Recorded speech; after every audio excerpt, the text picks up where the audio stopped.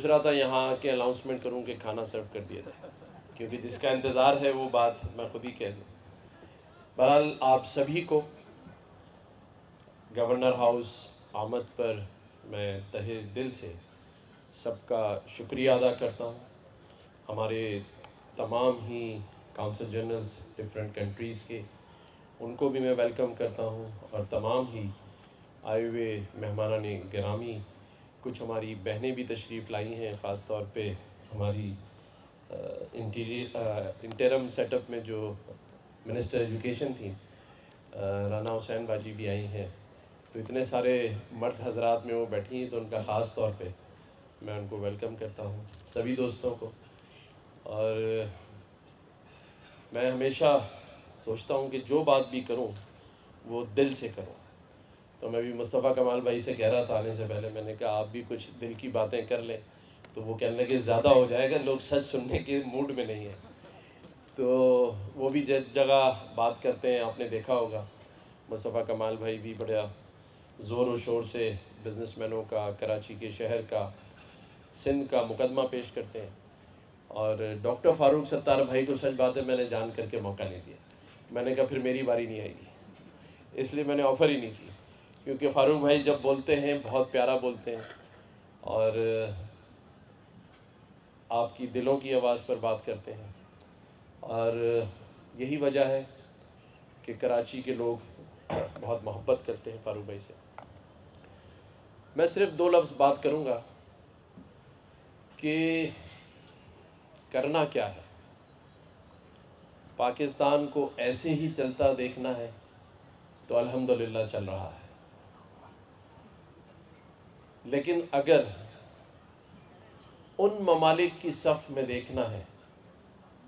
جو خود بھی ترقی کر رہے ہیں،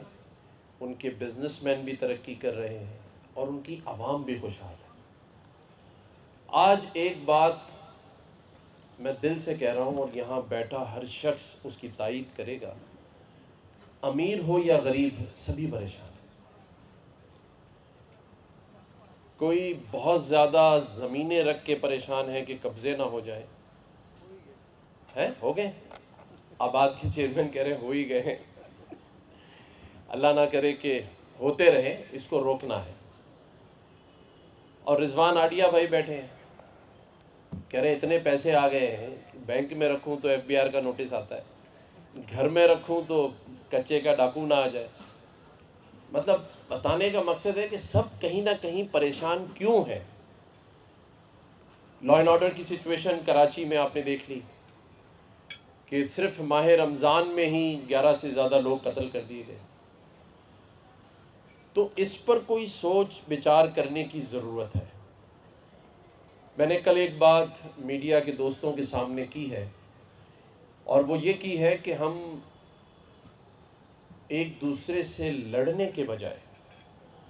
یہ مان لیتے ہیں کہ سندھ میں اس وقت حکومت پیپلز پارٹی کی ہے، اور ان سے ہم نے اچھے کام لینے ہیں، ان کے ساتھ بیٹھنا ہے۔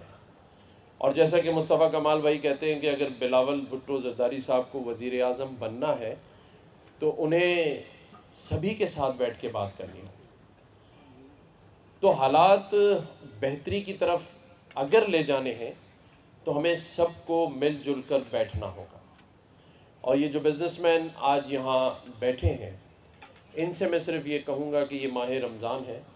الحمدللہ آپ سبھی زکوٰۃ نکالتے ہیں اور مدد کرتے ہیں، لیکن ایسی زکوٰۃ نکالیں جس کی کیلکولیشن آپ خود اپنے ہاتھ سے کریں، اور پہلا حق رشتہ داروں کا ہے اور پھر دوسرے لوگوں کا ہے۔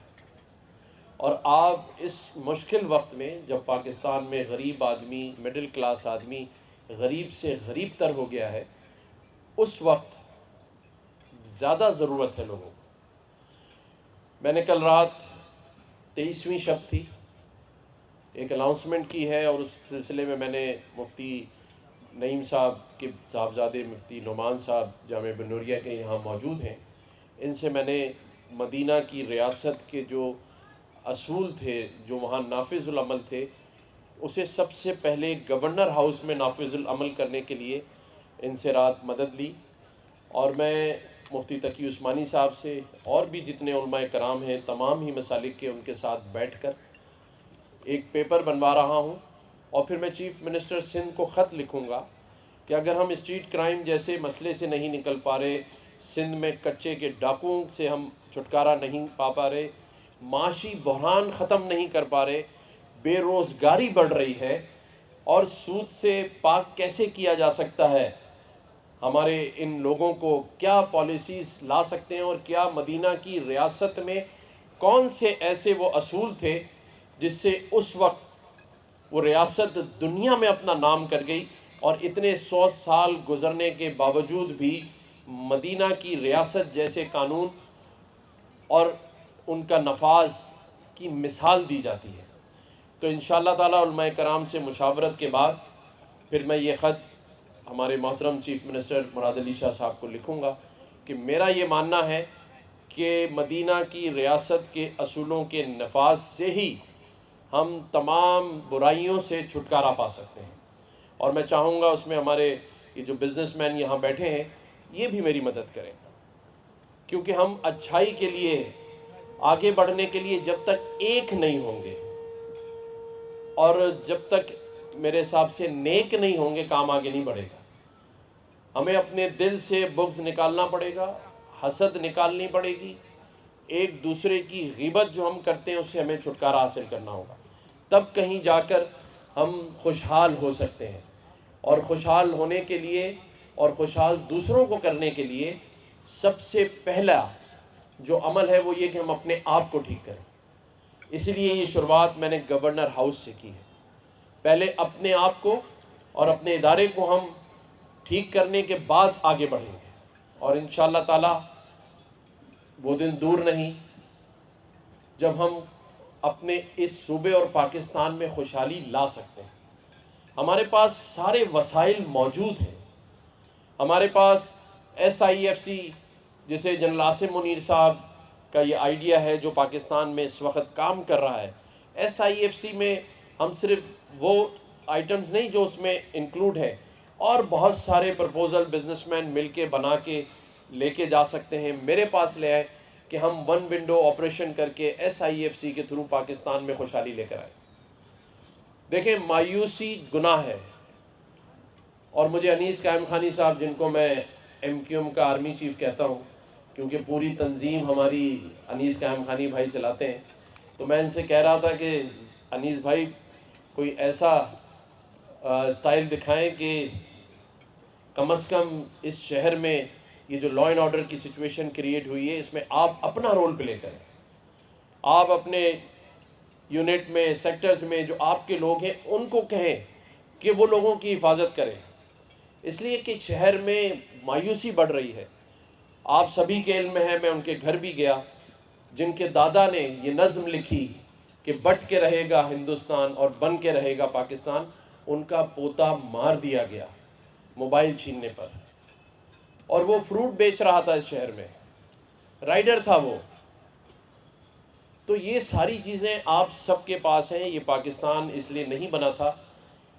کہ غریب غریب سے غریب تر ہو جائے اور امیر امیر سے امیر تر ہو جائے،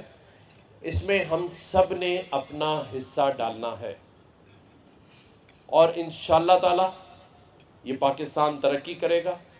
یہ صوبہ ترقی کرے گا، اور اس شہر میں بھی خوشحالی آئے گی، اور ضرور آئے گی، کیونکہ ہمارے پاس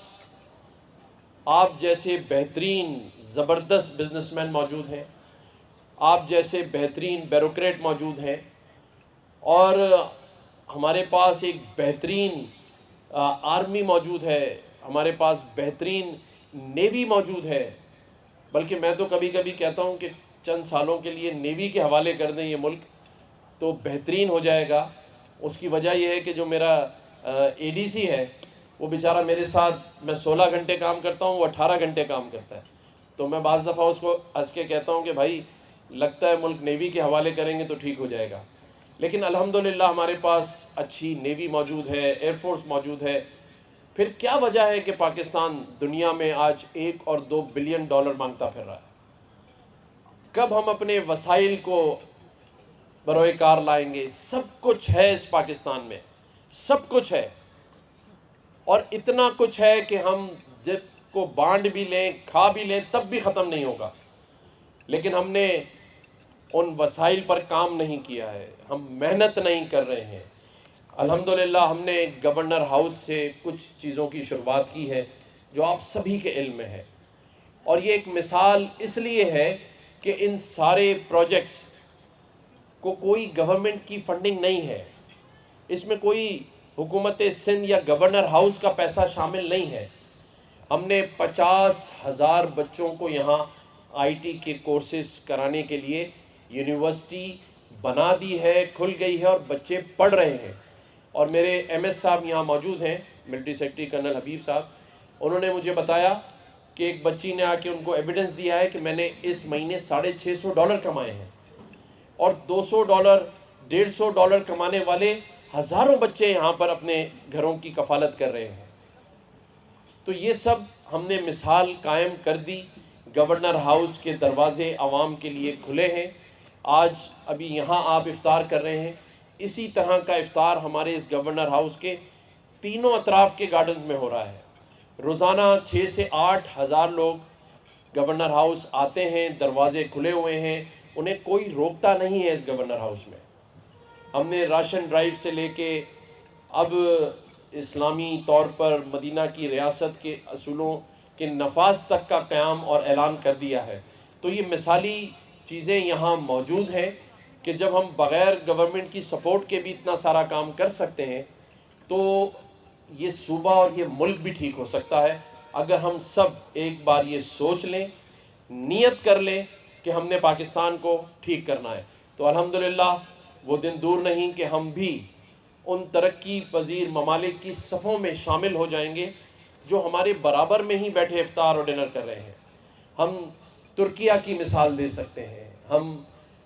ایران کی مثال دے سکتے ہیں، ہم جرمنی کی مثال دے سکتے ہیں، ہم بحرین کی مثال دے سکتے ہیں، سعودیہ کی، یو اے کی، یو ایس کی مثال دے سکتے ہیں، سری لنکا کی دے سکتے ہیں، ہم تھائی لینڈ کی مثال دے سکتے ہیں، رشیا کی مثال دے۔ کون سا ملک ایسا ہے جو اس وقت میرے ساتھ یہاں برابر میں نہیں بیٹھا ہے؟ عمان کی مثال دے سکتے ہیں، چائنا کی مثال دے سکتے ہیں، چائنیز قونصل جنرل میرے پاس یہاں بیٹھے ہیں۔ تو یہ سب لوگ وہ ہیں جنہوں نے پچھلے 50 60 70 سالوں میں اپنے ملک کو ترقی دی ہے اور آج عزت کی نگاہ سے دیکھے جاتے ہیں۔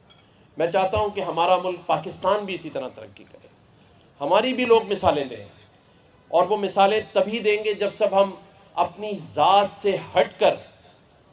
اپنے پاکستان کو ترقی دینے کی خواہش رکھیں گے۔ ہمارے پاس عارف حبیب صاحب جیسے لوگوں کی مثالیں موجود ہیں، ہمارے پاس ہمارے شاہ رخ خان بیٹھے ہیں، میں ان کو ہمیشہ کہتا ہوں، ارشد ولی محمد صاحب، ان کی مثال دے سکتے ہیں۔ ہمارے پاس ریحان چاولہ بیٹھے ہیں، ہمارے پاس شہباز صاحب بیٹھے ہیں پاپولر والے، ہمارے پاس بہت ساری مثالیں ہیں۔ فرحان حنیف بیٹھے ہیں ہمارے ساتھ، جنہوں نے جو کراچی میں موٹر بائکس چوری ہو رہی تھیں تو ہم نے کہا کہ لوگ آ کے اپلیکیشن دیتے ہیں اور زاروں قطار رو رہے ہوتے ہیں کہ ہم دوبارہ نہیں خرید سکتے، تو انہوں نے مجھے کہا کہ میں اپنی طرف سے 300 بائک جو ہے وہ گورنر ہاؤس کو دے رہا ہوں۔ تو فرحان حنیف جیسے لوگ، ریحان بھائی جیسے لوگ، یہ سارے موجود ہیں اور ہم سب ترقی کی جانب جا سکتے ہیں۔ اللہ تعالیٰ پاکستان کا حامی و ناصر ہو۔ اور یہ غلطی میں نے ہی کی تھی کہ میں نے تقریر سے پہلے کہا تھا کھانا کھول دیں، اس لیے تالیاں کم بجی ہیں، لیکن اس میں بھی میں آپ کی سہولت چاہتا تھا تاکہ آپ کو زیادہ دیر انتظار نہ کرنا پڑے۔ اللہ تعالیٰ پاکستان کا حامی و ناصر ہو۔ شکریہ۔